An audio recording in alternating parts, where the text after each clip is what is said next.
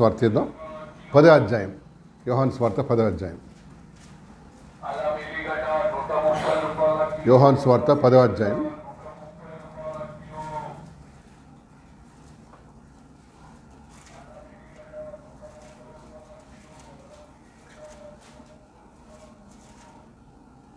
పదమూడు వచ్చింది చదవండి. 13 యోహాను స్వార్థ 10వ అధ్యాయం 13. జీతగాడే గనుక గొర్రెలను గూర్చి ఆమేన్. అది ఈరోజు మాట, మనకి ఈరోజు మాట ఏంటి? జీతగాడే గనుక గొర్రెలను గురించి ఏం చేయడంట? లక్ష్యం చేయక పారిపోను. మంచి మాట అండి. మరి ప్రభు 10వ అధ్యాయం అంతా కూడా గొర్రెలు తర్వాత కాపరి గురించి చెప్తా ఉన్నాడు కదా. అండ్ షెపర్డ్ ఒకటేమో గొర్రెల కాపరి, ఒక కాపరి హృదయం. రెండోది ఎవరు? జీతగాడు అనమాట. హైర్లింగ్, ఇంగ్లీష్ అది హైర్లింగ్ అని ఉంటుంది. జీతగాడే కనుక ఏమవుతుంది? తోడేలు వచ్చి చూసి ఏం చేస్తాడ? పారిపోతాడు. సో సంఘంలో కూడా ఈ 2 రకాల విశ్వాసాలు ఉంటారు. ఎవరు? ఒకటేమో కాపరి హృదయం, రెండోది ఎవరు? జీతగాడు. ఈ 2 రకాల వాళ్ళు ఉంటారండి. మినిస్ట్రీలో కూడా అంతే, కొన్ని ఇళ్లలో కూడా అంతే కదా. ఈ కొడుకులు కూడా కూతురు కూడా ఎట్లాంటి వాళ్ళు ఉంటారు? జీతగాడే. మనతో పని ఉన్న వరకు ఉంటారు. తర్వాత ఏంటి చూసారా? పెళ్ళి అయిపోమని కొంతమంది మారిపోతారు, పారిపోతారు కదా. ఇవాళ జీతగాడు అనమాట. కొంతమంది జీతగాడిని హృదయం ఉంటుంది అన్నట్టు కదా. కానీ ఏంటి? కాపరి హృదయం ఉన్నారు. తర్వాత ఇంకోళ్ళు ఎవరని చెప్పాను నేను? జీతగాడు. మినిస్ట్రీలో కానీ లేక చర్చెస్లో కానీ ఈ 2 రకాల మనుషులు కనిపిస్తారు మనకి. ఒకరెవరు చెప్పు? ఒకరెవరు? కాపరి హృదయం గలవారు, ఇంకా జీతగాడు కదండి. యోహాను స్వార్థలో మళ్ళీ 10వ అధ్యాయంలో 2వసారి 11 నుంచి 13 వచ్చినాం. 11 నుంచి 13 చదవమ్మా. నేను గొర్రెలకు మంచి కాపరిని, మంచి కాపరి గొర్రెల కొరకు తన ప్రాణమును పెట్టును. చదవండి.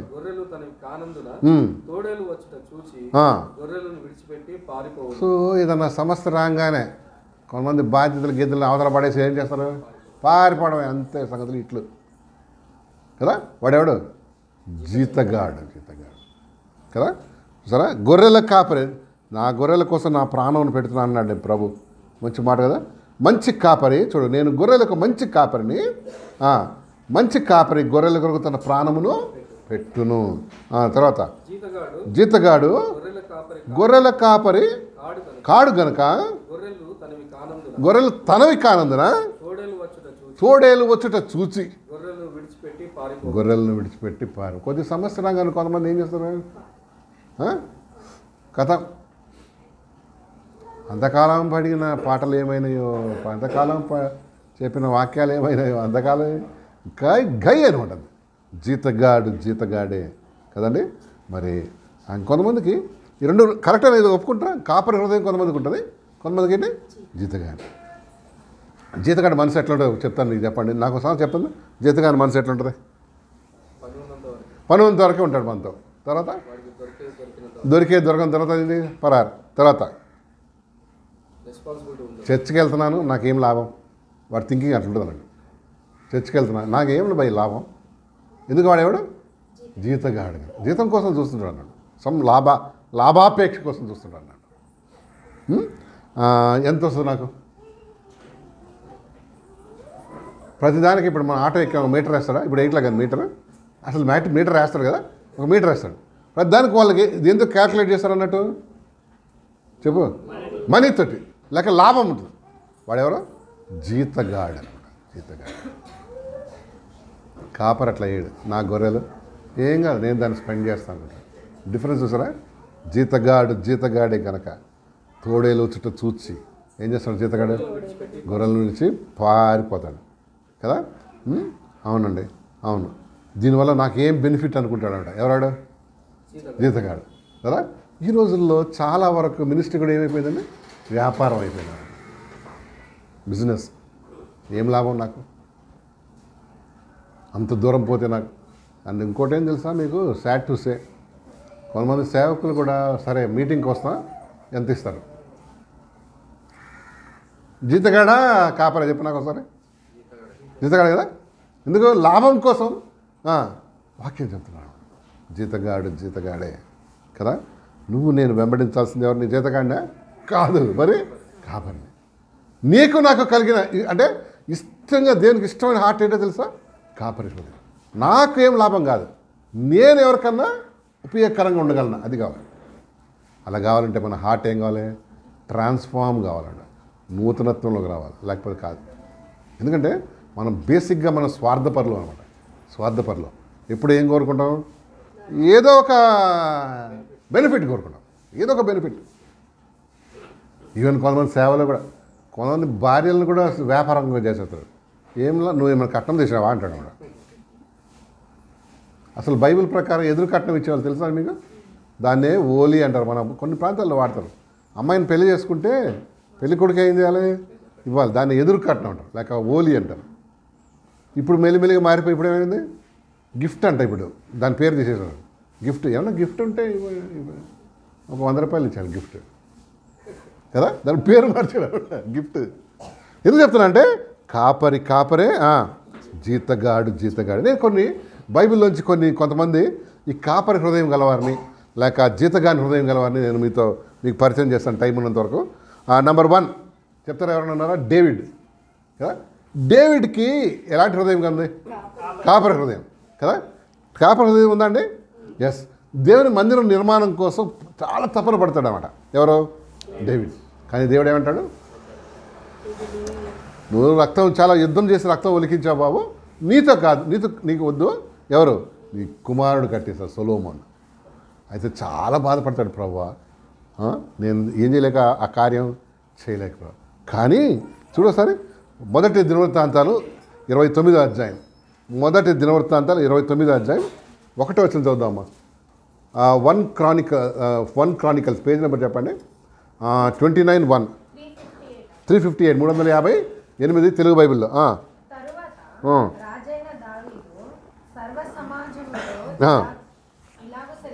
చదవండి.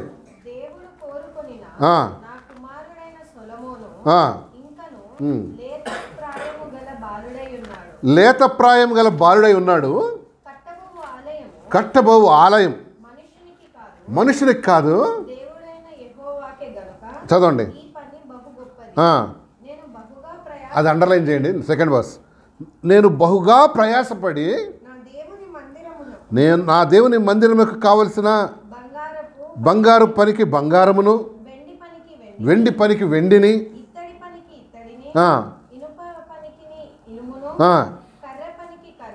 చదవండి, గోమేదిక రాళ్లను,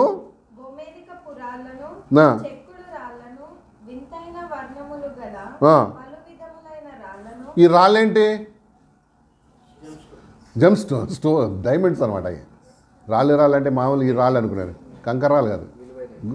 గోమేదికం. తర్వాత ఇంకో మాట వింతైన ఒక మాట వాడాడు. వర్ణం అంటే కలర్ కదా. వింతైన కలర్స్ ఎక్కడ వస్తాయి? డైమండ్లోనే కదా. చదవమ్మా, చదువు. మిక్కిలి వెలగల నానావిధ రత్నములను, చాలా మార్బుల్ స్టోన్ విశేషముగా సంపాదించి తిని. చదువుమా. మరియు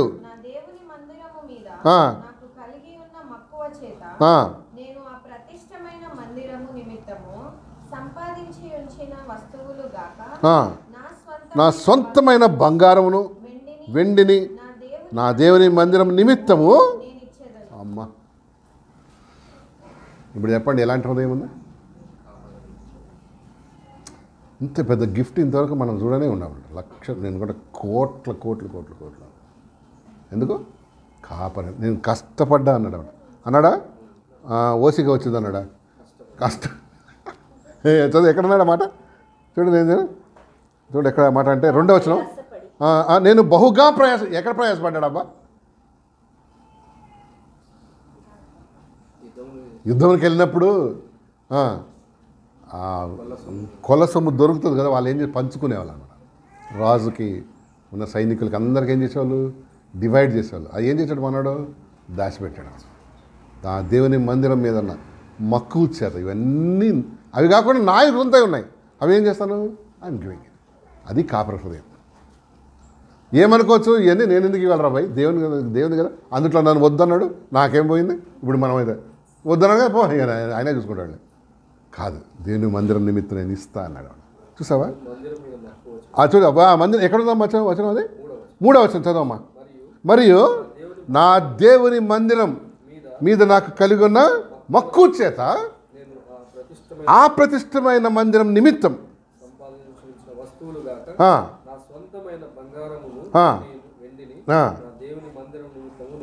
చదవండి. గదుల గోడల రేకు మూతకును చదవండి.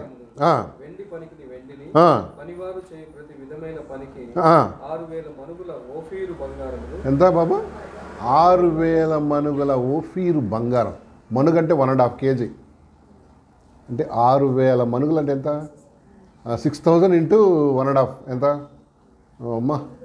ఇది 9,000 kgs. అంటే హౌ మెనీ టన్స్? అది మాస్టర్ గారు ఉన్నారా లేరా? 9,000 అంటే టన్స్ అంటే ఎంత? 9,000 కిలోగ్రామ్స్ అంటే ఎన్ని టన్నులు అండి? ఎంత డివైడెడ్ బై 100 అంటే 900.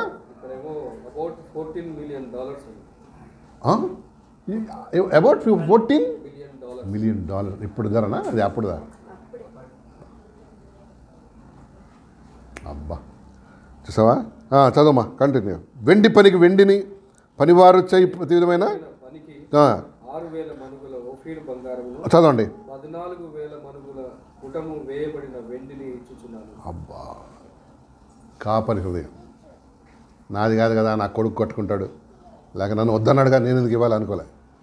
ఈ గేవ్ హింస. చూసారా, దావీదులో ఆ కాపరి హృదయం ఇచ్చేది దేవుని మందిరానికి, దేవుని యొక్క పని కోసం. ఉందా నీకు? కొంతమంది మనసులో క్యాలిక్యులేషన్. అబ్బా, నేను ఎప్పుడైనా అమెరికా వెళ్ళినప్పుడు స్వస్థర మనల్ని డబ్బులు ఇవ్వాలంటే ఎందుకు తెలుసా? మనందరికీ ఒక క్యాలిక్యులేటర్ ఉంటుంది మైండ్లో. ముఖ్యంగా అమెరికా వెళ్ళిన వాళ్ళకి ఇంకా ఉంటుంది పెద్ద క్యాలిక్యులేటర్, అంతే పెద్దది. సేవకుడికి ఒక $10 ఇవ్వాలంటే మనసులో ఏమనుకుంటాడు? 10 ఇంటూ 83 800 ఇండియన్ కరెన్సీలు దాన్ని మైండ్లో కన్వర్ట్ చేసుకుంటాడు. 10 ఇంటూ 83 అంటే 850 రూపాయలు. ఎందుకు $5 ఇద్దాం అనుకుంటాడు. కానీ వాళ్ళు అట్లుండారు. వేరే వాళ్ళు ఇట్లా అమెరికన్స్ ఇట్లా వాళ్ళు లిబరల్గా ఉంటారు. అందుకే లిబరల్గా దేవుడు ఇస్తాడు. అర్థమవుతుంది మీకు? మనకే ఏంటి, నేను అందుకని ఇండియన్స్ దగ్గరికి వెళ్తాను, నాకు గలీజ్ అనిపిస్తుంది. ఏం లేకపోతే అక్కడికి వెళ్తామంటే మనసులో పెట్టుకోండి. ఎప్పుడు వాళ్ళకి చెప్పను కానీ, అరే ఏం లేకుండా మీకు వచ్చినా అన్నాను. ఎందుకంటే వాళ్ళు చాలా ఏముంటుంది వాళ్ళ మనసులో, ఈ క్యాల్కులేటర్ ఎక్కువ పని చేస్తుంటారు అన్నమాట. ఎక్కడైనా హోటల్ తీసుకెళ్ళారు అనుకో, అనుకో $50 ఆ మనసులో పెట్టుకున్నాము. 50 ఇంటూ 80 అంటే 80 $4,000 వీడి మీద పెడుతున్నాను. ఎట్లా బ్రదర్ చూసారా ఎంత అయిందో అంటాడు. నా ముందే కిక్కుమంటుంది అంట మనసు. అర్థమవుతుందా మీకు? ఇది మనకు అంతే. మన కాపరి చూసారా, దావీదు అంత ఇచ్చాడని ఎక్కడ ఏం చేయలేదండి. అయ్యా నేను ఇంత ఇస్తున్నా, 900 కిలోలు అంటండి ఆఫ్ గోల్డ్ అండ్ వెండి, ఇవన్నీ ఇచ్చేస్తున్నాడు. పేరు ప్రఖ్యాతల కోసం కాదు, దేవుని పరిశుద్ధాత్మ రాయిస్తాడు. దేనికోసం? మన కోసం. అరే చూడు, అంత మనం ఇవ్వలేం, అంత లేదు మన ముఖానికే కదా. కనీసం ఏంటి, అది అవసరమే లేదు. కానీ నిన్ను నువ్వు దేవుని పనికి లేక దేవుని కాపరి హృదయంతో వస్తావా? లేక జీతగాడిలాగా లెక్కలు వేసుకుంటాడు. అదే జీతగాడిది ఇచ్చేవాడా? ఇవ్వడు. నాకెందుకు? ఇంకో వచ్చిన చూడు 22-14 అందులోనే మొదటి దినవృత్తాంతాలు, అందులోనే 22 అధ్యాయం 14 వచ్చిన 14th verse చదువు. ఇదిగో నేను నా కష్టస్థితిలోను చదమ్మా. అబ్బా, 10 కోట్ల మణుగుల వెండిని, సత్యం కానంత విస్తారమైన ఇత్తడిని, ఇనుమును సమకూర్చినాను, రాణులను రాళ్లను సమకూర్చితది, నీకు ఇంకను సంపాదించదుగాక. దావీదు గారు ఏం చేశాడు? అవన్నీ తీసి కుమారుడు, అయ్యా మందిరం కట్టు. గొప్ప మందిరం అది. సొలొమోను అంత కట్టిన మందిరం ఇంతవరకు ఎవరు కట్టలేదు. అంత వైభవంతో, అంత gold and silver and beautiful temple అండి అది. ఎందుకు చెప్తున్నా అంటే దావీదుకి ఎలాంటి హృదయం కలిగి ఉంది? అది కాపరి కదా, కాపరి హృదయం. అవునండి, అవును. నీకుందా? మనకుందా? లేకపోతే ఇంకా మనసులో క్యాల్కులేట్ చేస్తున్నావు? మనకు ఇచ్చే ప్రతి విషయం దేవుడు క్యాల్కులేట్ చేసుకోండి మైండ్లో. మా ఇంట్లో మొన్న గృహకూడిక అయింది, 5,000 రూపాయలు అయింది. ఏం చేయాలని చూసావా? ఇచ్చే దాంట్లో నీకేం లేదు, ఒక ఆశీర్వాదం తెరవదు నీకు. మన చేయి ఎప్పుడు ఉండాలా? ఇక్కడ ఇట్లా ఉండాలి, ఇట్లా ఉండాలా? కొంతమంది ఎప్పుడు ఇట్లా ఉండదు. పాపం అడుక్కు బెగ్గర్ సంఘం అసోసియేషన్ ప్రెసిడెంట్లు ఇట్లా ఉండాలా? నువ్వు ఎట్లా గివ్, అది నీకు ఆశీర్వాదం. పుచ్చుకోంట కంటే ఉందా? వచ్చిన ఉందా? చూడొస్తాను సార్ అపోస్తల కార్యం తీయండి. అపోస్తల కార్యం లేదా? పుచ్చుకొనట కంటే ఇచ్చుట ధన్యం అన్నాడు. చూడసారి దొరికిందా మీకు? ఎప్పుడన్నా దొరికితే చూడు, నాకు చెప్పండి అన్నమాట.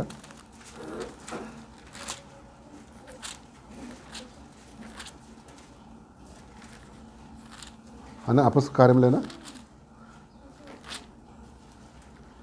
ఇట్స్ బ్లెస్డ్ టు గివ్ అంటాడు అన్న.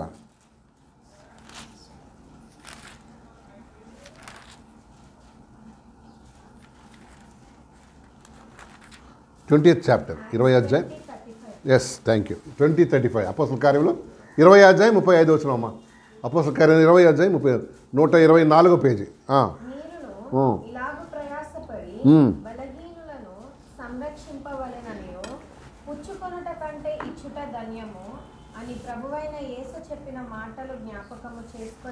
అండర్లైన్ చేయాలి. పుచ్చుకోంట కంటే ఇంగ్లీష్ చదువు.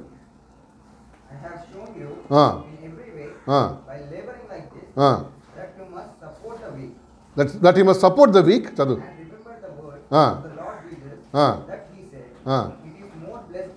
It is more blessed to give than to receive. Amen. It's more blessed to give than to మనకేమంటారు మనసు ఎప్పుడు చెప్పు? Receive receive receive receive. దేవుడు అన్నాడు no no no no, receive కన్నా కూడా గివ్. ఇట్స్ మోర్ బ్లెస్డ్ అంట, more blessed. So నేను ఎందుకు చెప్తున్నా అంటే దావీదు గారు మరి తను ఒక కాపరి హృదయం కలిగినట్టు చూస్తూ ఉన్నాడు. దేవునికి ఇచ్చే విషయంలో, దేవునికి సమర్పించుకునే విషయంలో. డబ్బే కాదు, దేవునికి నువ్వే కావాలి. దేవుడికి నువ్వు కావాలా, డబ్బు కావాలా? నువ్వు కావాలా, డబ్బు కావాలి? చెప్పు నాకు ఒకసారి. What God wants you, money are your money, sorry money are your self? My self. Money ఏం చేసుకుంటాడు దేవుడు? అయినా దేవుడికి ఇచ్చే అంత ఏం లేదు మనకి. అంత ఈరోజు లోకం మాట్లాడ అంత సీన్ లేదు మన మొఖాలకి. ఎంత ఇవ్వగలడు దేవుడికి? ప్రభు ఏమన్నాడు? వెండి నాదే, లోకంలో వెండి బంగారం దేవుని అయ్యా బాబు. నువ్వు ఆయన దగ్గర నీకు ఇచ్చిన దాన్ని నువ్వేం చేస్తున్నావు? అది కూడా కొంచెం ఉంచుకొని ఇస్తున్నావు కదా. ఆయనకి ఇవ్వగలిగిన మనిషి ఈ లోకంలో ఎవరు లేడు. బికాస్ హీ సో ఎన్నో ఇచ్చాడు మనకు. As a liberal God. మనం ఇవ్వటం అంటే అన్ని మెటీరియలిస్టిక్ అనుకుంటాం, డబ్బు వెండి బంగారం కాదు. డబ్బు కొనలేనివి దేవుడు ఎన్నో ఇచ్చాడమ్మ. మనకు తెలుసా నీకు ఆ సంగతి? What money can't buy God has given us. కరెక్టా? దేవుడు డబ్బు ఏమంటారు, ధనం కొనలేనిది ఇచ్చాడు అనమాట దేవుడు. చాలా దాన్ని బట్టి ఎంత కృతజ్ఞత కలిగి ఉండాలి చూడండి కదా. ఎస్. అయితే ఒకసారి యుద్ధంకి వెళ్తాడు. యుద్ధం కాదు కానీ యుద్ధంలో ఉన్న తన అన్నదమ్ములు చూస్తానికి వెళ్తాడు. చూడండి కాపరి హృదయం ఎటుంటుందో. అయితే ఈయనకి ఒక హ్యాండ్ ఓవర్ చేస్తారు, ఒక చిన్న మంద, చిన్న గొర్రె. ఏం చేస్తారు చెప్పండి? వేరే వాళ్ళకి ఆ రెస్పాన్సిబిలిటీ ఇచ్చి వీళ్ళు గో. కానీ అన్నాళ్ళు ఏమంటారు తెలుసా? అరే ఎక్కడ గాలి గోవలేసి వచ్చిన నీకు ఏం బుద్ధిరా, నీకు ఇది యుద్ధం ఎట్లయితే నీకేం లాదు ఇదని దాన్ని దబాయిస్తారన్న. చూడు మొదటి సమయాలు గ్రంథం 17వ అధ్యాయం 20వ వచనం. మొదటి సమయాలు 17:20 చూస్తారా? మొదటి సమయాలు 17వ అధ్యాయం 20వ వచనం. పేజ్ నెంబర్ చెప్పండి. 238 238 అండి తెలుగు బైబిల్లో. 17వ అధ్యాయం 20వ వచనం. మొదటి సమయాలు 17:20 చదువు. దావీదు ఉదయం లేచి, ఆ మాట అండర్లైన్ చేయి, ఒక కాపరికి గొర్రెలను అప్పగించి, ఎస్, సో తనకున్న గొర్రెలు ఏం చేశాడు? గాలి వదిలిపెట్టలే, మరి ఇంకొక కాపరికి ఇచ్చాడు. ఇంకొక రెస్పాన్సిబుల్ మ్యాన్. చూసారా? అది కాపరి హృదయం. అది కాపరి షెపర్డ్స్ హార్ట్ అనమాట, విచ్ గాడ్ లైక్స్. కొంతమంది ఉంటారు సడన్గా మానేస్తారు అనమాట. సండే స్కూల్ ఎవరు తీసుకోవాలి అనుకున్నాను. జస్ట్ ఉదాహరణ. అయ్యా ఏమైంది అక్క ఫోన్లు చేస్తే లేపదు అక్క, అయితే దాన్ని షట్ డౌన్ ఏంటది, దాన్ని స్విచ్ ఆఫ్ చేయాలి. చూసావా? చూడు పోతున్న తన తండ్రి పని నెరవేర్చడానికి తన గొర్రెలు ఏం చేశాడు? ఒక ఇంకొక కాపరిగా బాబు నేను వచ్చేవరకు ఇది చేంజ్ చూసుకుంటూ నేను వచ్చేస్తాను మళ్ళీ.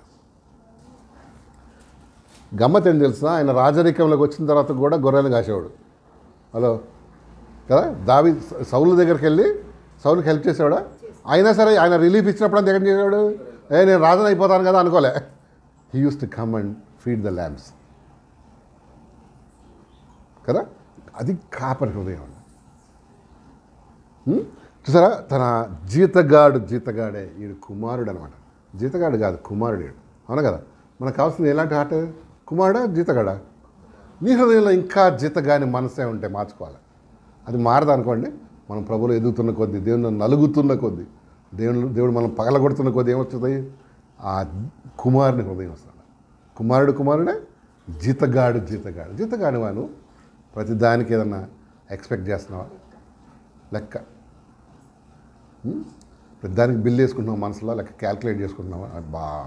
కొంతమంది టైతా 1000 రూపాయలు 1000 రూపాయలు ఉంటే కరెంటు బిల్లు కట్టుకోవచ్చు. ఎప్పుడు అనుకోదు కదా. దేనికి అస్సలు మనకు అనుకున్నాడు ఎందుకు వెళ్ళరా నాయన, ఇక అంతే గిల్లగిలా కొట్టుకుంటావు. కాపరికి హృదయం లేక జీతగాని హృదయం ఉంటే మనం దేవుని అడుగుదాం, ప్రభువా నా హార్ట్ మార్చ్, రెస్పాన్సిబుల్ లేక నాకు బర్డన్ ఇవ్వు ప్రభా కదా. దావీదు కలిగినటువంటి అంత మనం ఇవ్వలేకపోవచ్చు, మనం టన్నులు ఎక్కడ అసలు మన దగ్గర ఒక తులానికే ఏం చేస్తాం? 10 రోజులకు ఒకసారి చూసుకుంటుంటాం అల్మార్లో పోయి. ఎందుకంటే అదే మనకేంటిది గొప్పది. ఈయన అంతా మనం 9,000 టన్నులు, అది మనం జీవితంలో చూడని కూడా చూడం. అక్కడ వెళితే మన వీధులు దాని మీద నడుస్తాం, రోడ్డు అది తర్వాత సంగతి. కానీ ఇది మాత్రమేంది 9,000 టన్నులు దగ్గర ఉంటే మనిషి ఎవడో ఒకటి నేను చంపేస్తాడు. రేపే నీకు అయిపోయింది కదా. ఎందుకంటే కదా. ఎస్ 84వ కీర్తన చదవమా, 4వ వచనం చూద్దాం. 84వ కీర్తన 4వ వచనం చూస్తావా? 84:4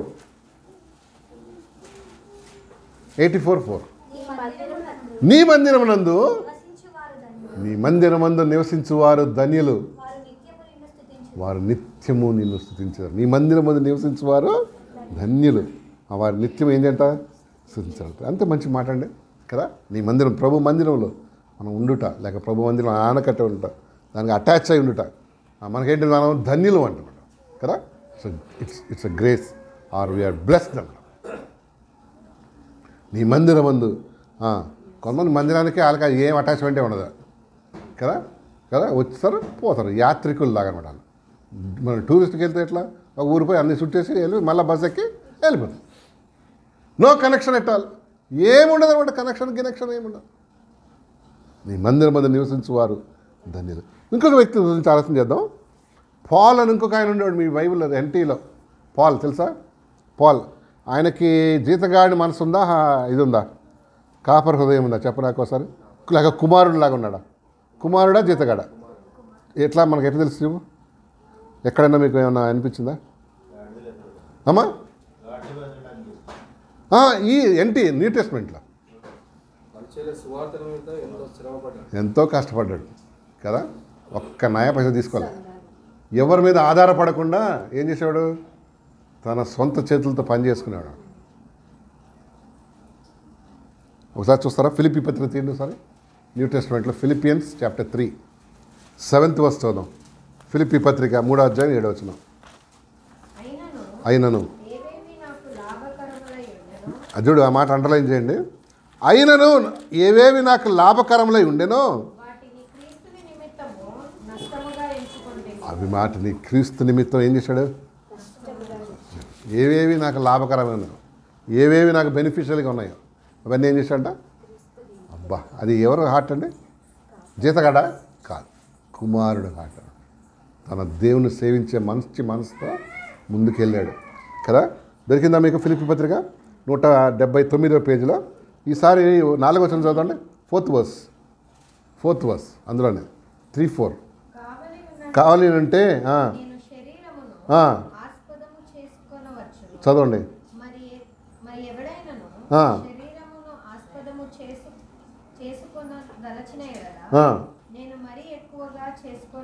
చదవండి. ఏమండి ఈయనలో ఉన్న ఏం కనిపిస్తుంది? ఆయనలో ఉన్న అదేమంటారంటే నేను ఇలాంటి వాడిని, నాకు ఇన్ని అర్హతలు ఉన్నాయి. 8వ దినమున చదువు సున్నతి పొంది తిని ఇశ్రాయేలు వంశపు వాడినై. సో బెన్యామీన్ గోత్రంలో పుట్టినాడు వాడు. ఎవరైనా పౌలు గారు. హెబ్రీయుల సంతానమై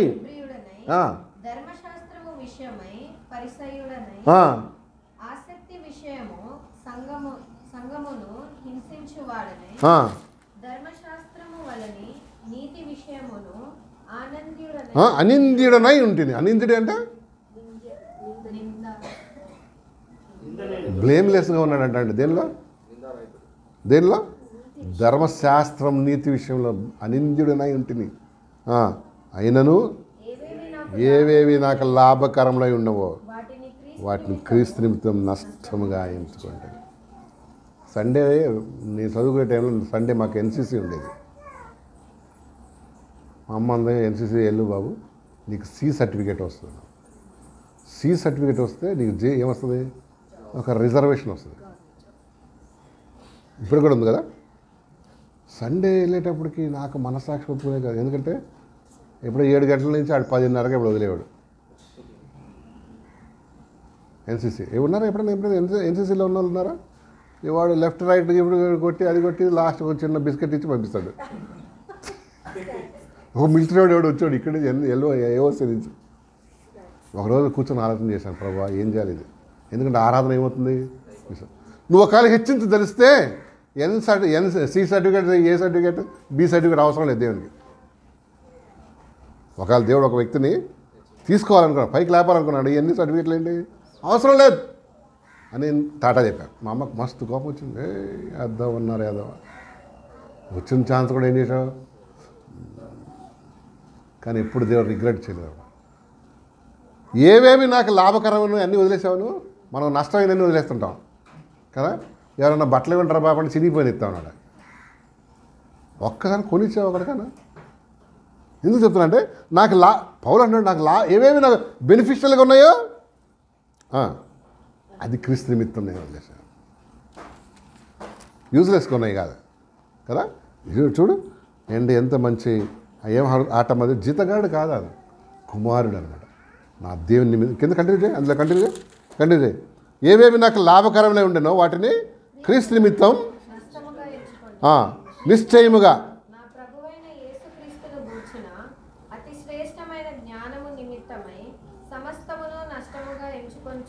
ఏమన్నా ఏసై కోసం ఏమన్నా ఒక్కటన్నా సాక్రిఫైస్ చేశాను? ఒక చిన్న ప్రశ్న వేసుకొని, ఒక్కటన్నా did I sacrifice anything for the Lord or for the gospel? ఉండొచ్చు అండి, ఎక్కడ ఉంటుంది, ఉంటే నీకు చేస్తే నీకు తెలుస్తుంది కదా. ప్రభు నీకోసం ఎంత సాక్రిఫైస్ చేశాడు? కనీసం ఒక్క సంగతి. కొంతమందికి ఒకటే భయం, అమ్మా క్యాంప్కి వెళ్తే 500 కట్ అవుతుంది రోజుకి, 5 × 4, 5 × 4 2000.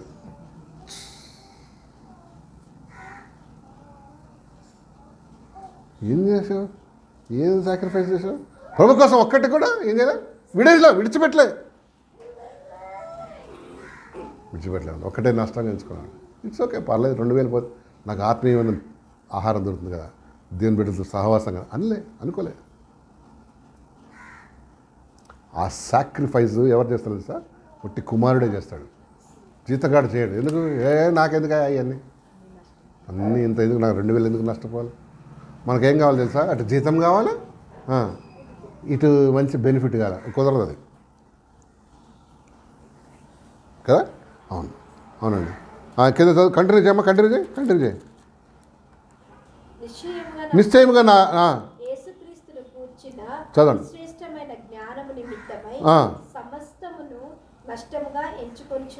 చదవండి. క్రీస్తును సంపాదించుకొని ధర్మశాస్త్ర మూలమైన నా నీతిని గాక క్రీస్తునందలి విశ్వాసము వలనైన నీతి అనగా విశ్వాసమును బట్టి దేవుడు అనుగ్రహించు నీతి గలవాడనై ఆయన యందు 11వ వచనం. ఏ విధము చేతనైనను నుండి నాకు పునరుత్థానము కలగవలెనని ఆయన మరణ విషయంలో సమానానుభవము గలవాడై చదవండి. ఆయనను ఆయన పరిపూర్ణత బలమును ఎరుగు నిమిత్తమును పునరుద్ధాన బలమును ఎరుగు నిమిత్తమును ఆయన శ్రమల్లో పాలువారుడు ఎట్టుదో ఎరుగు నిమిత్తమును సమస్తమును నష్టపరుచుకొని వాటిని పెంటతో సమానంగా. అబ్బా, అంటే చదువు వదిలేయమంటలే నేను కదా, లేక జాబులు లేవు, కానీ did you sacrifice anything for the Lord? ఒక్కసారన్నా ఒక్క విషయమైనా ప్రభు కోసం నష్టంగా చేసావా? దేశయ్య నీ కోసం ఎంత నష్టపరుచుకున్నాడు, ఎంత సాక్రిఫైస్ చేశాడు. మనదంతా ఎట్లా ఉండాలంటే ఫార్ములా, కుండలో కూడి ఎట్లుండాలి, కుండలోనే ఉండాలి. బిడ్డ ఎట్లుండాలి, బొద్దుగా ఉండాలి. భక్తిగా ఉండాలి. ఒక నయా పైసా నష్టం కాకూడదు. వీలుంటే వేరేవానికి వేయాలి టోపీ. ఆశీర్వాదం మాత్రం కావాలి. కుదరదు. ఆ ఫార్ములా వర్కౌటే కాదు అసలు. ప్రభు నిమిత్తం ఏది నువ్వు సాక్రిఫైస్ చేయకపోతే, మీరు చూడండి, బహుగా దీవించబడిన వాళ్ళందరూ సాక్రిఫైస్ చేశారు ప్రభు కోసం. మిషనరీస్ వచ్చారు మోడర్న్ ఏరాలో, సాక్రిఫైస్ చేశారా? చేయలేదా? ఏం చేశారు? మాతృదేశాన్ని వదిలేశారు. వాళ్ళ అమ్మనాన్నని, ఆ సుఖాన్ని అంతా వదిలేసి ఇక్కడికి వచ్చారు. అప్పుడు ఇండియా ఎట్లా ఉండేది తెలుసా? విలియం కేరీ వీళ్ళ టైంలో ఇంత మోడర్న్ ఇండియా కాదు ఇది. అప్పుడు అంత రోగాలు, అసలు వ్యాక్సినేషన్ కానీ మెడిసిన్ కానీ మనకేంటి కల్లో మాట అనమాట కదా. ఎక్కడికి వచ్చారు విలియం కేరీ? కల్కటా. కలరా అని ఒక వ్యాధి వచ్చేదండి ఎలుకల ద్వారా. భార్య చనిపోయింది అన్నాడు. భార్య పిచ్చిది అయిపోద్ది. తెలుసా మీకు? విలియం కేరీ భార్య పిచ్చిది అయిపోద్ది అన్నాడు. ఎందుకంటే ఆ దేశం వదిలేసి వచ్చేసింది. సుఖం కదా అక్కడ, కంఫర్ట్. ఇక్కడ ఏంటి? స్లమ్సే కాదు, స్లమ్స్లో అన్నమాట. ఇది అంత ఘోరంగా ఉంటుంది ఇక్కడ, నీచమైన పరిస్థితి. కొడుకు చనిపోతాడండి ఇక్కడ. ఆ ప్లేగ్ వచ్చినప్పుడు, వ్యాధి వచ్చినప్పుడు, ప్లేగ్ అనేది వ్యాధి, ఎవరు పాతిపెడతాను లేనప్పుడు విలియం కేరీ తన బిడ్డను ఇట్లా ఎత్తుకొని సెమెటరీ తీసుకుపోతాడు అనమాట. తీసుకుపోయి అతనే సమాధి తవ్వుతాడు. ఒక దీంతో పారతో తవ్వి అక్కడే అతనే ప్రార్థన చేసి అతనే పాతి పెడతాడు. ఎవరిని? కొడుకుని. మీరు ఏమంటారు అసలు దాన్ని? ఎంత త్యాగం మన దేశం కోసం కదా. ఏమొచ్చింది మనకి అక్కడ? ఇంగ్లాండ్లో మంచి దేశం. అదంతా వదిలేసి భార్య చనిపోద్ది, ఆమెను కూడా ఒక సమాధి తవ్వి ఆమెను పాతి పెట్టేస్తాడు. అంత త్యాగం మనకి ఏం లేదని అదే చెప్పాను ఇందాకేంటది, అంత సీన్ లేదు మనకు. కానీ కనీసం కొద్దిగా నా ప్రభు కోసం పొద్దున్నే లేచి ప్రార్థన చేస్తే, వాక్యం చదివి, ఎవడన్నా విన్నోడికి వీలు ఉన్నోడికి వాక్యం చెప్పు, లేక యాక్టివిటీస్లో చర్చ్ యాక్టివిటీస్లో ఇట్స్ ఓకే. మనకి లోకం బెదిరిస్తుంది, ఇప్పుడు వెళ్తే నీకు ఎంత 500 రూపాయలు కట్, ఇట్స్ ఓకే. వస్తావా 500 పోతే? అది నీ త్యాగం ఏంటో తెలుస్తుంది అన్నమాట, ఇంట్రెస్ట్ ఏంటో తెలుస్తుంది. కొంతమంది చేస్తున్నారు, కానీ ఇంకా అయినా వీటితో కంపేర్ చేస్తే ఏమన్నా పౌలు నాకు ఏవేవి లాభకరమైన అన్నీ ఏం చేశాడు?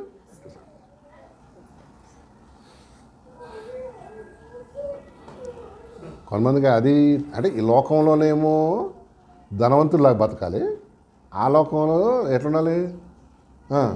దరిద్రులాగా పరలోకంలో ఉండాలి.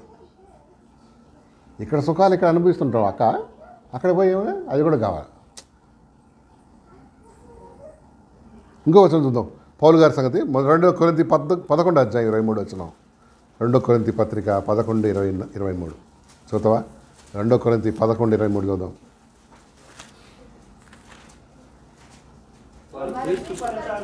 వారు క్రీస్తు పరిచారకుల చదవండి, చదవండి. ప్రభు కోసం నేను విశేషంగా ప్రయాసపడితిని, చెరసాల్లో ఉంటిని.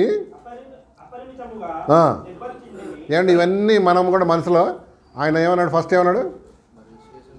ప్రయాసపడితిని. ఒకవేళ మనకు కూడా పక్కన మనం ఇట్లా టేబుల్ వేసుకున్నాం, మనసులో ప్రయాసం ఏమైనా ఉందా? టిక్ మార్క్ వేసుకో, లేదంటే ఇట్లా ఇట్లా ఏంటది రాంగ్ మార్క్. తర్వాత ఇంకోటి అపరిమితముగా. మళ్ళీ ఇప్పుడు మనసులో ఏమని అనుకోవాలి నువ్వు? అపరిమితం అంటే లిమిట్లెస్, లెక్కలేని సార్లు దెబ్బలు తినండి. దేనికోసం? ప్రభు కోసం అండి. చూడ తర్వాత అనేక పర్యాయములు చెరసాలలో ఉండును. అనేక పర్యాయములు చెరసాలు ఉంటుంది. మైండ్లో మళ్ళీ టిక్ మార్కో లేకపోతే ఎంటూ చేసుకో. తర్వాత అనేక మార్లు ప్రాణాపాయములో ఉంటుంది. అనేక మార్లు ప్రాణాపాయంలో ఉంటుంది. యూదుల చేత 5 మార్లు ఒకటి తక్కువ 40 దెబ్బలు తింటిని. 5 మార్లు ఒకటి తక్కువ 40 అంటే ఎంత? 39 ఇంటూ 4 సారీ 5 ఎంత? 39 ఇంటూ 5 ఎంత? చచ్చింది గొర్రె. ఎంత? 190 170 దెబ్బలు తిన్నాడంట. దేనికోసం? ప్రభు కోసం అండి కదా. తర్వాత ముమ్మారు బెత్తములతో కొట్టబడి ముమ్మారు బెత్తంతో కొట్టబడి తిని, ఒకసారి రాళ్లతో కొట్టబడి తిని, ముమ్మారు ఓడపగిలి శ్రమపడి తిని, ఒక రాత్రింబగళ్ళు సముద్రంలో గడిపి తిని. ఏంటి? విహారయాత్రగా, క్రూజ్ కాదు ఆయన ఉంది. ఎట్లా? ఎక్కడ? ఓడ పగిలి ఒక కట్టెని పట్టుకుంటాడు అన్నమాట. ఇట్లా ఒక ప్లాంక్ పట్టుకున్న సముద్రంలో రాత్రింబవళ్ళు అట్లా ఉన్నాడు, without any water or food. ఎంత త్యాగం చేశాడండి. తర్వాత అమ్మా, అనేక పర్యాయములు ప్రయాణంలోను, నదుల వలనైన ఆపదల్లోను,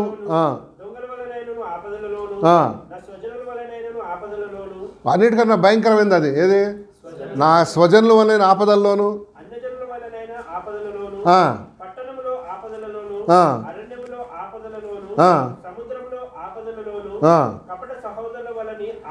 ఇది ఇంకా డేంజర్.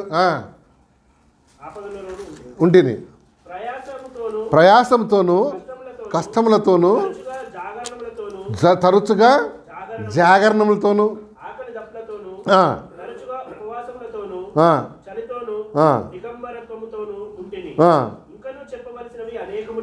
అయ్యా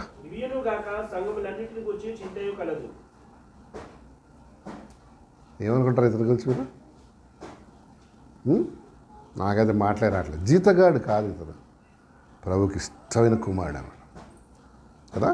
అండ్ నేను ఇంకా చాలా చెప్పాల్సింది, నా లిస్ట్ చాలా ఉందన్నాడు పౌలు గారు. అక్కడ పోయి అసలు ఆయన కాలం మీద పడ్డా కూడా మనకేంటి, మన బతుకు ధన్యం అయిపోద్ది.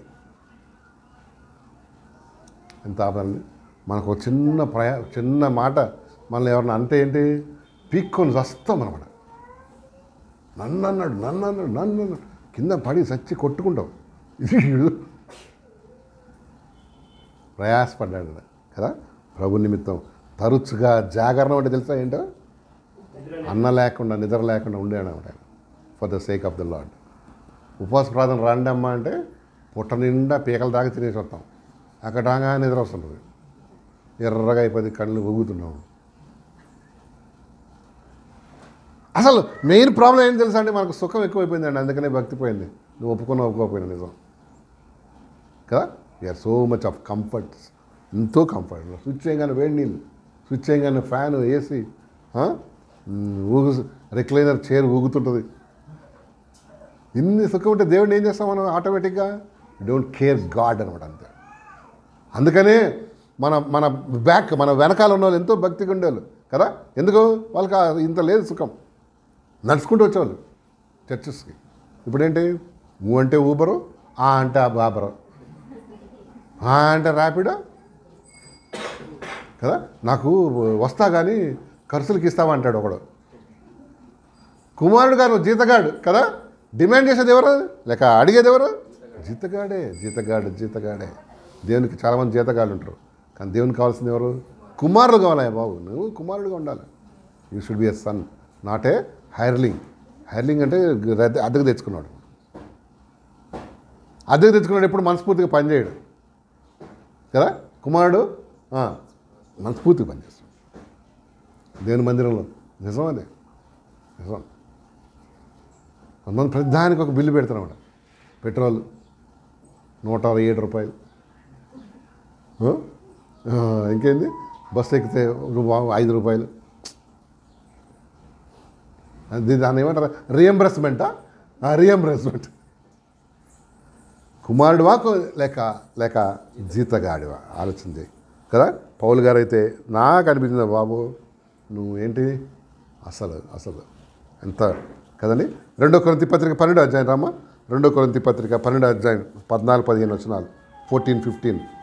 ఇదిగో ఈ మూడవసారి మీ యొద్దకు వచ్చుటకు నేను చదవండి వచ్చినప్పుడు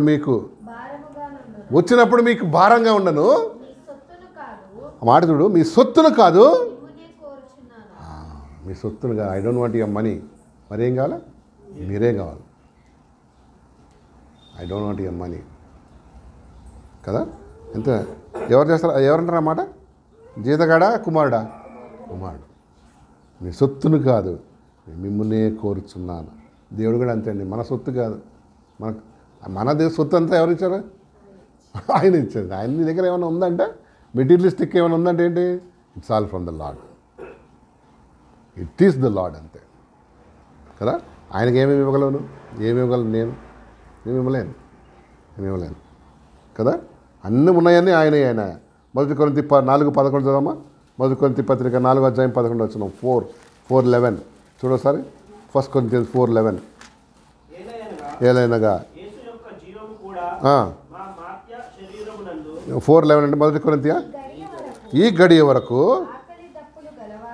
వరకు ఆకలి దప్పులు గలవారమును దిగంబరులమును పిడిగుద్దులు అంటే తెలుసా ఏంటో ఇట్లా గట్టి గుద్దడం పిడిగుద్దులు తినుచున్నాము చదువు నిలువరమైన నివాసం లేక ఒక ఇల్లు కూడా లేదంటండి మనకన్నా ఇందిరమ్మ ఇల్లు రాజీవ్ గాంధీ ఇల్లు లేకపోతే ఎవరో మా అమ్మ కట్టేసిన ఇల్లు ఉన్నాయి చాలా ఉన్నాయి కదా ఈయనకేం లేదు పిడిగుద్దులు అంటే బాగా గట్టిగా కొడతారు మనం గట్టిగా బలంతో నిలవరమైన నివాసం లేక ఉన్నాము స్వహస్తములతో పనిచేసి వావ్ స్వహస్తములతో ఏం చేస్తున్నావు కష్టపడుతూ ఏం చేసేవాడు సేవ చేశాడు ఇప్పుడు కూడా ఎట్లా అంటే మనవాడు కష్టపడతాడు ఏమన్నా పనికి మీటింగ్ రావాలంటే ఏంటి నష్టపోతాడు ముఖమంతా నల్లగా పెడతాడు పోరాదు అంటది భార్య పోరాదు అంటే ఏడపోవాలి నాకు ఏం పట్టుకుంది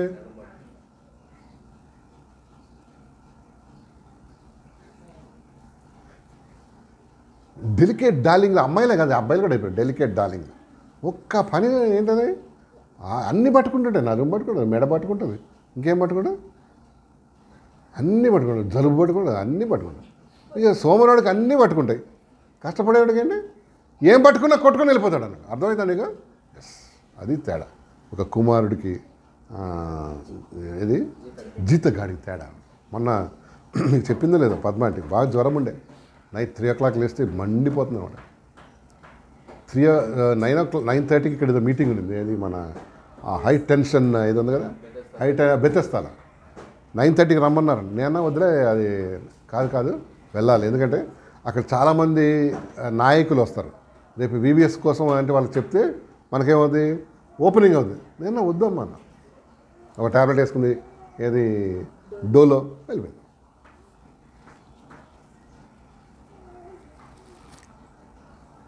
జీతగాడు ఏం చేస్తాడు చెప్పు ఇట్లా అనగానే సరేగా ఎట్టగో మా ఆయనే కదా ఉండమన్నాడు పాస్టర్ గారే ఉండమన్నాడు ఇంకా నేనేదని ముసుగు కప్పుకొని అది జీతగాడు మొన్న అమ్మాయి అదేంటది ఇందిరామ్మ ఇంట్లో మీటింగ్ కాలు ఎంత వాసిపోయిందంటే నాకు చాలా నొప్పి చేసినాడు అబ్బా ప్రభా ఎవరికన్నా ఇచ్చేద్దాం అనుకున్నా ప్రభా ఎవరికన్నా ఏమంటారు అది ట్రాన్స్ఫర్ ఎవరికన్నా మీటింగ్కి పంపిద్దామా అనుకున్నాను కానీ ఫస్ట్ టైం తర్వాత వీళ్ళు పాపం బిక్కమ్మకం వేసుకొని ఉన్నారు వీళ్ళు ముగ్గురు సరే ట్యాబ్లెట్ వేసుకొని మళ్ళీ వాక్యం చదువుకొని మళ్ళా కొంచెంసేపు రెస్ట్ తీసుకొని కుంటుకుంటా మధ్య స్టైల్గా వచ్చానమాట అక్కడ ఒకటే మరి అంటే నీకు ఎంత స్ట్రగుల్స్ ఉన్నా ఎంత నీకు హార్ట్ నొప్పి ఉన్నా ఏమున్నా ప్రభు పనికి ఏంటి ఒక సైనికుని వాళ్ళు వెళ్ళిపోవాలి అంతే అది ఎవరు చేసే పని కుమారుడు జీతగాడు ఏం చేస్తాడు కాలు నొప్పి ఉంది వాళ్ళు చూసుకుంటారు నేను రాలేకపోతున్నాను మీరు ఏం చేయండి అర్థమైందా నువ్వు కుమారుడువా జీతగాడు కుమారుడికి బహుమానం ఉంది ఇన్హెరిటెన్స్ ఎవరికి ఇస్తాడు తెలుసా దేవుడు కుమారుడికి జీతగాడికి ఇవ్వడు జీతగాడికి జీతం ఇచ్చేది ఇప్పుడు మేము వచ్చేటప్పుడు అడ్డ మీద కొంతమంది ఉన్నారు జీతగాళ్ళు కుమారుడు జీతగాళ్ళు వాళ్ళు వెళ్ళి సాయంత్రం పాటికి ఏం చేస్తాడు ఒక జీతం ఇచ్చి పంపించేస్తాడు కొడుకుంటాడు వాడికి ఏం ఇస్తాడు స్వాస్థ్యం ఇస్తాడు అది తేడా ఉంది ఒక జీతగాడికి నీకేది కావాలి? స్వాస్థ్యం కావాలా, జీతం కావాలా? ప్రభు నిమిత్తం ఏం చేస్తున్నాం మనం కదా? ఏం చేస్తున్నాం? రోమాపత్రిక 9:3 వచ్చింది చదువు. రోమాపత్రిక 9:3 చదువుమా. రోమాపత్రిక 9:3 వచ్చింది. నాతో కూడా సాక్ష్యం ఇచ్చుతాను. ఆ, సాధ్యమైన ఎడల ఆ, దేహ సంబంధులైన సహోదరుల కొరకు ఆ, నేను క్రీస్తు నుండి వేరై ఆ, శాపగ్రస్తుడనై ఆ. ఉండగోరుదును. ఏమన్నాడండి? అయ్యా, మా ఇజ్రాయెల్ ప్రజలు రక్షణలోకి కావాలంటే నన్ను ఏం చేయి, నేను శాపగ్రస్తులు ఉండాలనుకుంటున్నాను. మా ప్రజలందరూ రక్షించబడతారంటే నేను ఐ వాంట్ బి కస్ట్. ఇంగ్లీష్ చదువు. 9:3 ఇంగ్లీష్ చదవమ్మా.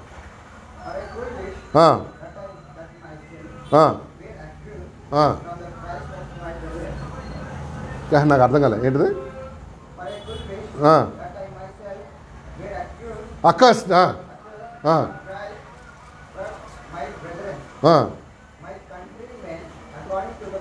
చూడు, నా ప్రజలు నా ఇశ్రాయేలు రక్షించబడాలంటే కావాలంటే నన్ను శపించి ప్రభు అన్నాడు ఆవిడ. నాకు కావాల్సిందేంటి? నా రక్త సంబంధం రక్షణలోకి రావాలి. నా రక్త సంబంధాల ప్రభువుని తెలుసుకోవాలి. ఒకవేళ నేను కర్స్డ్ అయినా సరే, ఒకవేళ నేను శపించబడ్డా సరే కదా. పౌలు గారు హార్ట్ ఎట్లాంటిదమ్మా? కుమారుడు, జీతగాడు కాదు. ఇంతగా నీ హార్ట్ ఏంటి? నువ్వు జీతగాడువా లేక కుమారుడువా? ఎస్తేర్ అని ఇంకొక ఆమె ఉండేది తెలుసా ఓల్డ్ టెస్ట్మెంట్లో. ఆమె ఎవరండి? రాణి. ఆమె భర్త పేరు అహశ్వరోషు కదా, గుర్తుందా? కొంతమందికి ఆ రోల్ కూడా జరగదు కదా. రా అంటారు. ఎందుకంటే కొన్ని నత్తి ఎక్కువ బ్రాడ్ గేజ్ సింగిల్ గేజ్ తింటే అదే ఎక్కువ తింటే రోల్ కూడా ఏం కాదు. రోల్ అంటే నోరు అది తిరగదు రా అంటారు. అహశ్వరోషు రాజుగారి భార్య పేరేంటి? ఎస్తేర్ కదా. అయితే ఆమెకి రిస్క్ వచ్చింది. ఒక రిస్క్ ఏంటో తెలుసా? రాజు పిలవకుండా ఎవడు వెళ్ళకూడదు. అదొక రూల్ ఉండేది ఆ రోజుల్లో. వితౌట్ ఇది కింగ్స్ అపాయింట్మెంట్ ఎవడు వెళ్ళకూడదు అక్కడ, ఇంక్లూడింగ్ రాణి. అయితే ఇశ్రాయేలీయుల మీద పెద్ద చట్టం తీసుకొస్తాడు. ఎవడు ఆడ పేరు? మొర్దెకయ్య. ఎవరు? హామాన్ తీసుకొస్తాడు. ఏంటది? ఫలానా రోజు ఫలానా తారీఖున ఇశ్రాయేల్ అందరినీ, యూదులందరినీ చంపేశాడు. ఇప్పుడు ఎవరు రిక్వెస్ట్ చేయగలరంటే రాజును రిక్వెస్ట్ చేసేది ఏంటి అంటే రాజశాసనం మార్చగలిది ఒకటి రాజుగారికి, ఇంకెవరు మార్చలేరు. ఇది ఎవరు రిక్వెస్ట్? అక్కడ ఎస్తేర్ ఉంటుంది అనమాట. ఎస్తేర్ 3 రోజులు ఉపవాసం ఉండి అక్కడికి వెళ్తుంది. రిస్క్ అనమాట లైఫ్. ఎందుకో తెలుసా? రాజు సన్నిధికి వెళ్ళి ఆయన దగ్గర ఒక స్కల్ప్చర్ అంటారు కదా, దాన్ని చూపిస్తే బతుకుతాడు మనిషి, లేకపోతే దాన్ని తలకాయ కొట్టేస్తారు అనమాట అక్కడే. ఈవెన్ రాణి అయినా సరే అది దండం చూపిస్తేనే బతుకుతారు. 3 రోజులు ఉపవాసం ఉండి ఒక మంచి మాట అంటారు చూడండి అమ్మ. ఎస్తేర్ గ్రంథం తీయండి అమ్మ సార్. ఎస్తేర్ గ్రంథం 4:15 పేజ్ నెంబర్ చెప్పు. కంగారు పడక నేను ముగించేస్తాను. ఎస్తేర్ గ్రంథం 4:15 4:15 చూడొకసారి. 4:15 4:15 వచ్చింది చూద్దాం. ఎస్తేర్ గ్రంథం పేజ్ నెంబర్ చెప్తే పేజ్ 417 ఎస్ 417 తెలుగు బైబిల్లో పాత నిబంధన. అప్పుడు ఎస్తేరు చదవండి.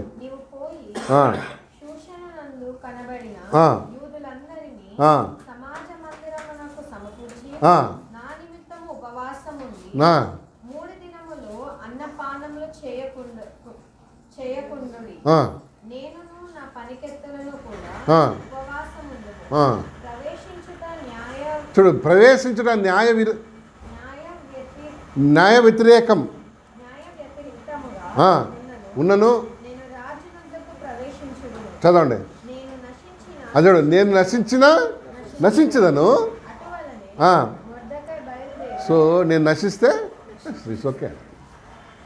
ఒకవేళ రాజదండం చూపించలేదు కదా రాజు, ఏమవుతుంది? ఆమెని తలకాయ కొట్టేస్తారు, అక్కడే బిహెడ్ చేసేస్తారు మనం. ఆ రోజుల్లో రూల్ అట్లా ఉండేది. ఎవడంటే రాజు దగ్గరికి వెళ్తాను లేదు కదా. కానీ వెళ్ళిందండి. రిస్క్దా? ఎవరు కుమారుడా జీతగాడా? జీతగాడైతే ఏం చేసాడు? నాకు ఎందుగా యూదులు వస్తే నాకేంది, ఎవడు వస్తే నాకేంది, నేను రాని 190 దేశాలకి ఏంటి మా సారే మా ఆయన ఏంటి చక్రవర్తి బాబు, పోండి నాకేం చేశాడు, దేవుడి చిత్తం అది అంటుంది. కానీ ఏం చేసింది? ప్రవేశించిన న్యాయ వ్యతిరేకంగా ఉన్నదో నేనేం చేస్తా? I will risk my life. కాపరి తన గొర్రెల కొరకు ఏం చేస్తాడు? ప్రాణం పెడతాడు. అది నిజమైన కాపరి కదా. ఎస్, చూసారా ఈ అమ్మాయి పోయింది. చూడు 5వ అధ్యాయం 1 నుంచి 4 వచ్చింది చదువు. అందులోనే ఎస్తేరు గ్రంథం 5వ అధ్యాయం 1 నుంచి 4 చదువు. 3వ దినమందు ఎస్తేరు రాజభూషణం ధరించుకొని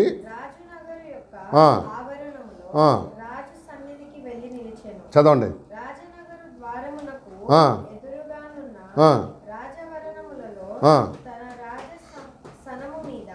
రాజాసనం మీద చదవండి.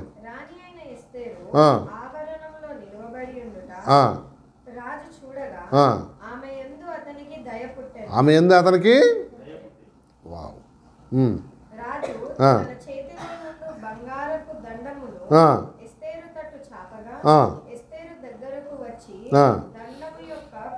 సో ఎస్తేరు లోపలికి వెళ్ళంగానే ఏమైంది నా మీద?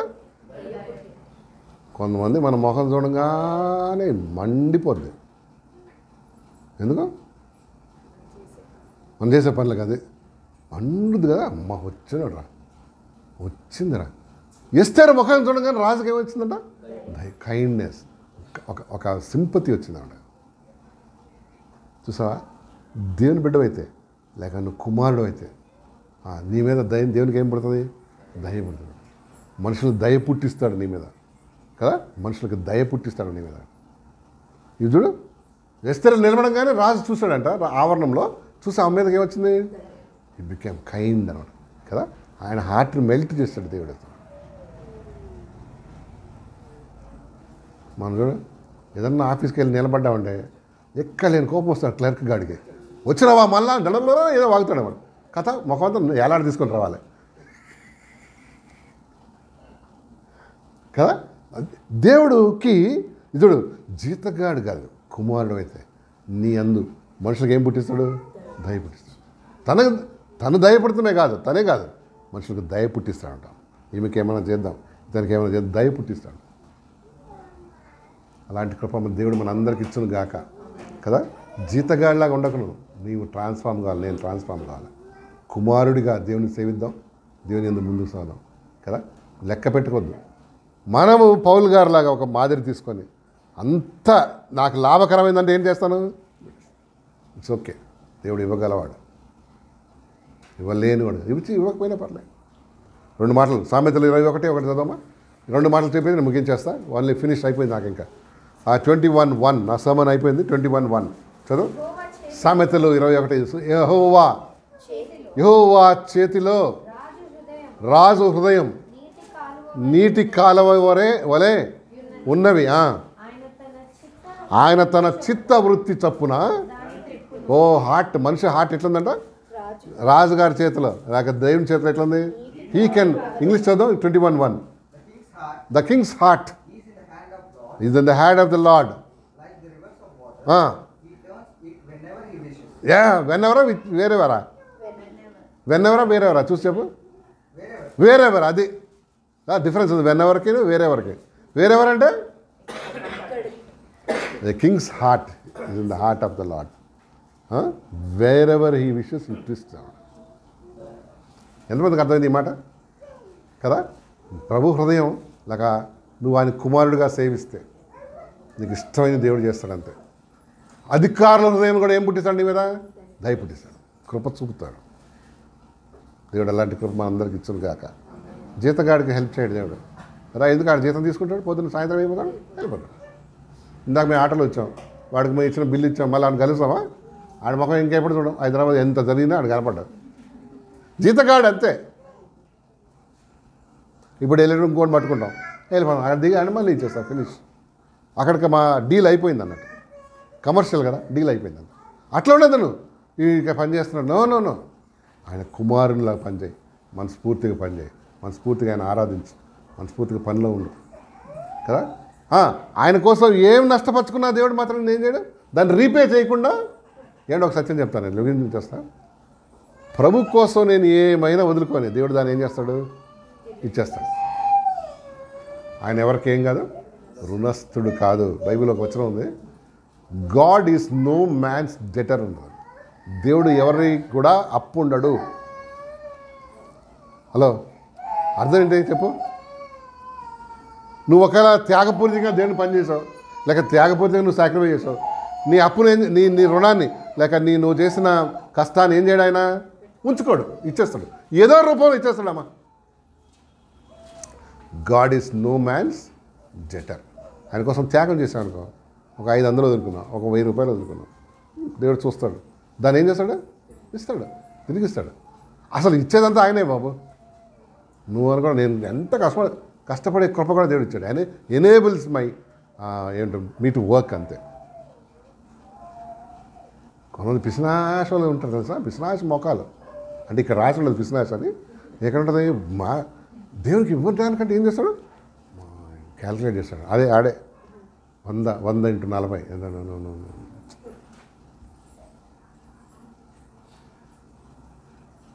ఇంకో మాట, సామెతలు 16:7 చదువు, ఇంకా ఫినిష్ చేసేద్దాం మనం.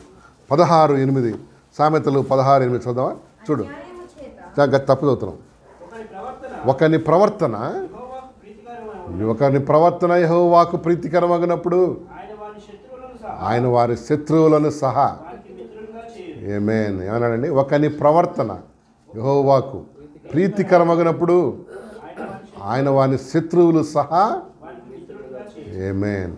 మన ప్రవర్తన దేవునికి ఏంటంట 16:7లో, ఒకని ప్రవర్తన యెహోవాకు ప్రీతికరమగినప్పుడు వాని శత్రువులు సహా. బా, తలకాయతండి. కొన్నిసార్లు ఎవడెవడో ఉంటాడు మన శత్రువులు. ఎందుకు, కొంతమంది కొత్త శత్రువులు తెచ్చుకుంటుంటారు అన్నమాట. ఈ ఉన్న వాళ్ళు చాలక కొత్త enemies the began making what new enemies. ఎందుకు, మన ప్రవర్తన సరకగా ఉండదు. నీ ప్రవర్తన దేవునికి ఇష్టమైతే శత్రువులు కూడా ఏమవుతారు అంటే అర్థమైంది. అంతా మన ప్రవర్తన మీద ఉంటుంది అన్నమాట. హలో, అంతా మన బిహేవియర్ మీద ఉంటుంది. అవునా, అంతే. మన బిహేవియర్ మీద అంతా ఉంటుందండి. ఈవెన్ దేవునికైనా మనుషులకైనా. ఇంగ్లీష్ చదువు 16:7. మాట చూడు, when a man's ways please the Lord he makes even his enemies to be at peace with him. ఆహా, ఎంత మంచి మాట అండి. When a man's ways please the Lord, నా దారి, నేను ఎంచుకున్న మార్గాలు, నేను నడిచే దారి దేవునికి ఇష్టమైతే ఇంపాసిబుల్ థింగ్స్ కూడా దేవుడు ఏం చేస్తాడు, పాసిబుల్ చేస్తాడు. ఈరోజు క్వశ్చన్ తీసుకుని వెళ్ళు మనసులో, నేను జీతగాడినా కుమారుడినా, ఎలా ప్రవర్తిస్తున్నాను, మన ప్రవర్తన ఎలాగుంది, నీకు నువ్వే అంచనా వేసుకో. మోసపోవద్దు, నేను చాలా బాగున్నా, నువ్వే ఏది వద్దు, బ్రాహ్మణులా బతకదు. యథార్థమైన హృదయంతో ప్రభు దగ్గర ప్లేస్, నాకేం కొద్దుగా ఉంది, దాన్ని దేవుని దగ్గర సెట్ చేసుకొని ప్రభు నందు ముందుకు సాగుదామండి. ఎవరికి వారమే కొద్ది నిమిషాలు మౌనంగా ప్రార్థన చేసుకుందాం. మరి ప్రభు మనందరికీ తన కృపనిచ్చిన గాక. చిన్న ప్రార్థన చేద్దాం. మరి విన్నవారు ఎవరైనా ఒకళ్ళు, నేను ముగింపు ప్రార్థన చేయకముందు చిన్న ప్రార్థన చేయండి విన్న వాక్యాన్ని బట్టి. దానికి ముందు అందరం కూడా ఒక 2 minutes మనల్ని మనం అంచనా వేసుకుందాం. విన్న వాక్యం అనే వెలుగులో మనం అంచనా వేసుకొని ప్రభునందు ముందుకు సాగుదాం.